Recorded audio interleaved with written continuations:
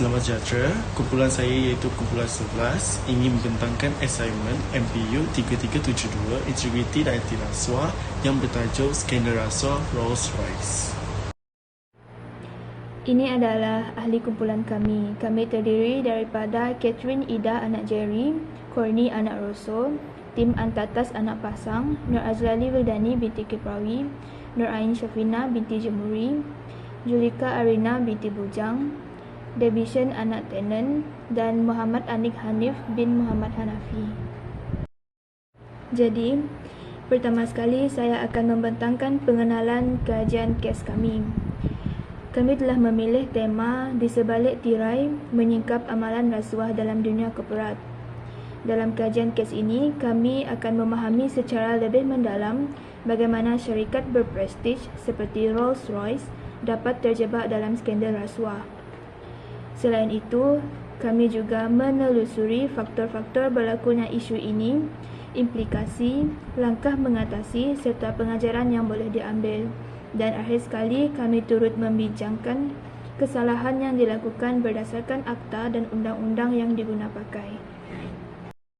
Saya, Corny Rosso, nometrik 86379, akan membentangkan latar belakang kes skandal rasuah Rolls-Royce. Untuk bahagian ini, saya akan fokus kepada garis masa iaitu pada tahun 2010, SFO melancarkan siasatan terhadap dakwaan bahawa Rolls-Royce membayar rasuah untuk memenangi kontrak di Indonesia. Pada tahun 2013, DOJ melancarkan siasatan ke atas Rolls-Royce. Pada tahun 2014 pula, Rolls-Royce mengumumkan bahawa ia bekerjasama dengan SFO dan penyiasatan DOJ. Seterusnya, pada tahun 2015, Rolls-Royce mengaku membayar rasuah di negara Brazil, China, India, Indonesia, Kazakhstan, Malaysia, Nigeria, Rusia, Thailand dan Vietnam. Pada tahun 2017, Rolls-Royce bersetuju dengan DPA, SFO, DOJ dan pihak berkuasa Brazil.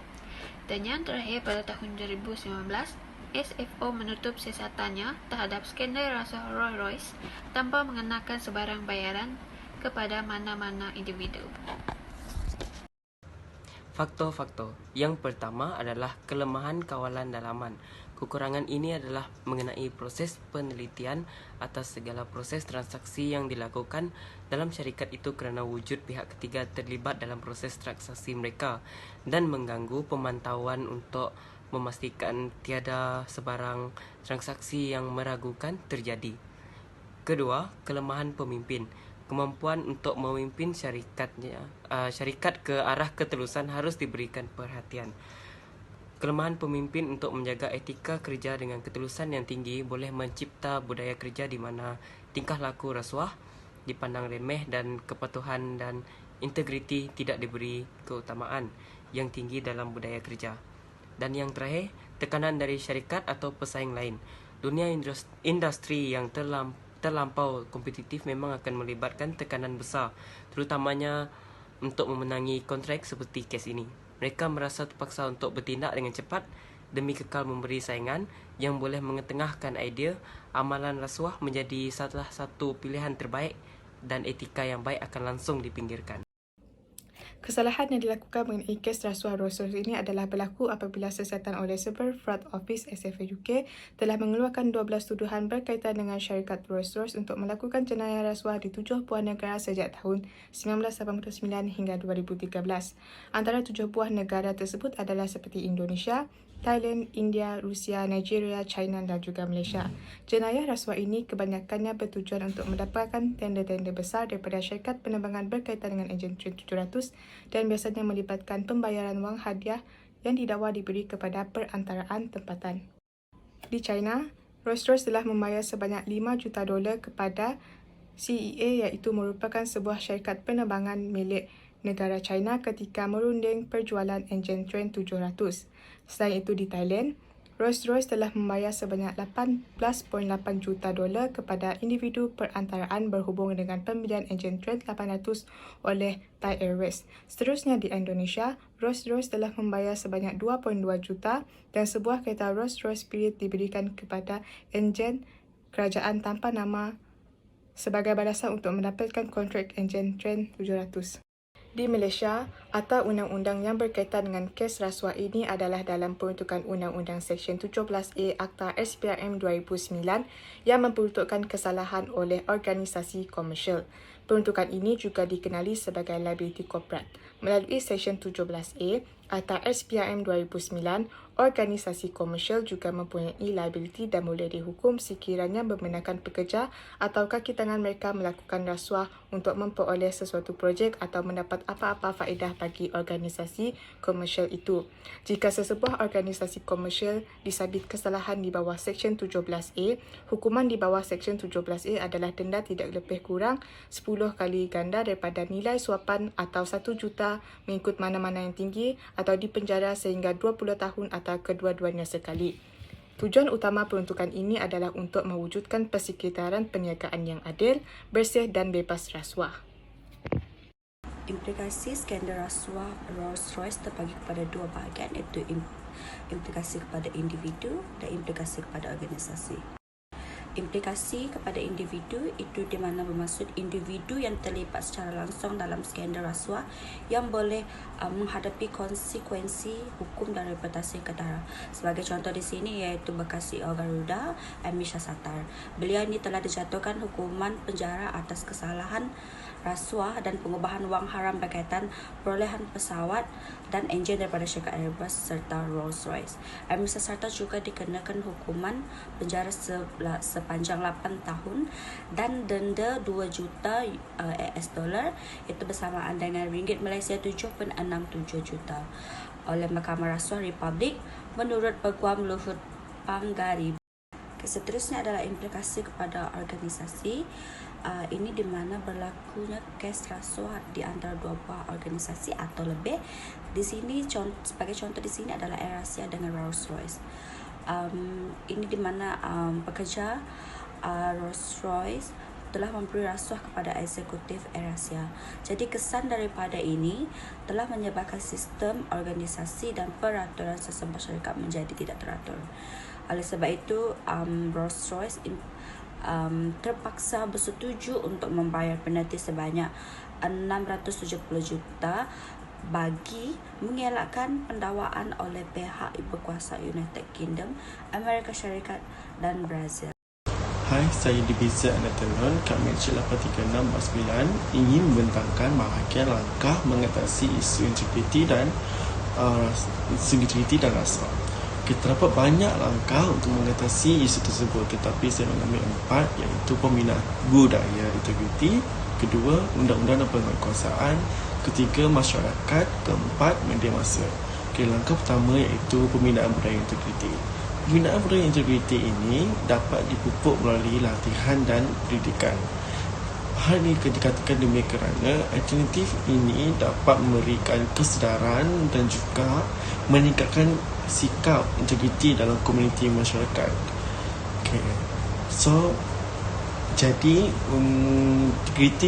integriti ini dipupuk, maka masyarakat juga mempunyai sikap yang tanggungjawab dan amanah yang tinggi untuk menolak rasuah dan tahu bahawa rasuah itu adalah perkara yang buruk. Yang langkah kedua adalah undang-undang dan penguatkuasaan. Undang-undang adalah sangat penting dalam sebuah negara kerana ia menentukan kesalahan-kesalahan kepada pesalah. Melalui kesalahan rasuah pula, hukuman haruslah setimpal dengan kesalahan rasuah ini kerana ia merupakan perkara yang tidak baik dan ia akan mempengaruhi masyarakat untuk membuat perkara tersebut. Maka hukuman haruslah setimpal supaya masyarakat dapat menyedari bahawa rasuah ini adalah perkara yang buruk. Yang ketiga adalah masyarakat. Masyarakat haruslah bijak ataupun mempunyai budaya menolak rasuah kerana rasuah adalah amalan tidak baik. Dan sekiranya masyarakat menerima, ia memberikan pengajaran ataupun memberikan pengaruh kepada masyarakat lain untuk membuat perkara yang sama. So, hal ini dapat merepak ataupun hal ini memberikan masyarakat mengamalkan budaya tersebut. Okey. Seterusnya haruslah menekankan silibus mengenai rasuah dalam sistem pendidikan kerana setengah masyarakat tidak tahu bahawa amalan rasuah adalah perkara yang tidak baik, perkara yang buruk. Jadi, silibus mengenai rasuah adalah sangat penting. Okey, yang terakhir adalah iaitu keempat, media massa.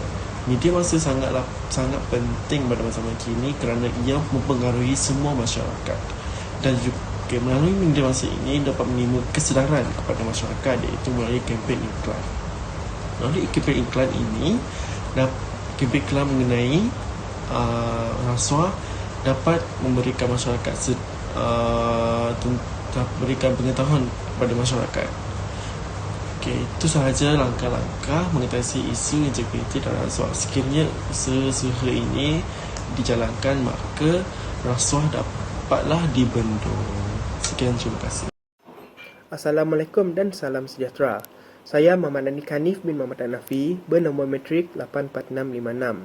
Saya di sini akan membentangkan bahagian saya iaitu pengajaran. Gejala rasuah tidak boleh dianggap remeh kerana gejala rasuah ini boleh merosakkan sesuatu masyarakat dan negara.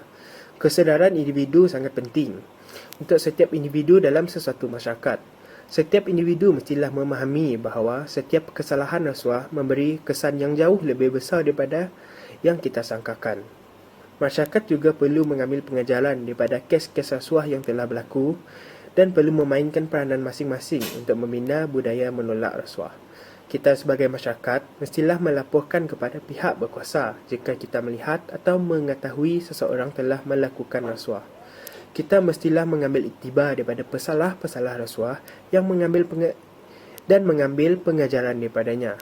Hukuman-hukuman yang melibatkan rasuah bukanlah ringan, malah boleh menghancurkan hidup kita serta keluarga.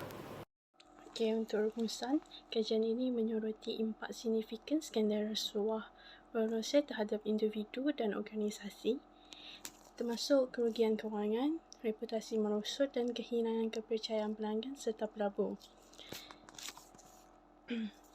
Kajian juga menekankan perlunya tindakan proaktif termasuk peningkatan kawalan dalaman dan pemupukan kepimpinan beretika sebagai langkah-langkah utama untuk mencegah kejadian sebegini di masa depan. Kajian juga merangkumi langkah-langkah pemulihan seperti pembinaan budaya integriti, peningkatan undang-undang dan penguatkuasaan serta keterlibatan masyarakat dan media sebagai panduan untuk perbaikan korporat.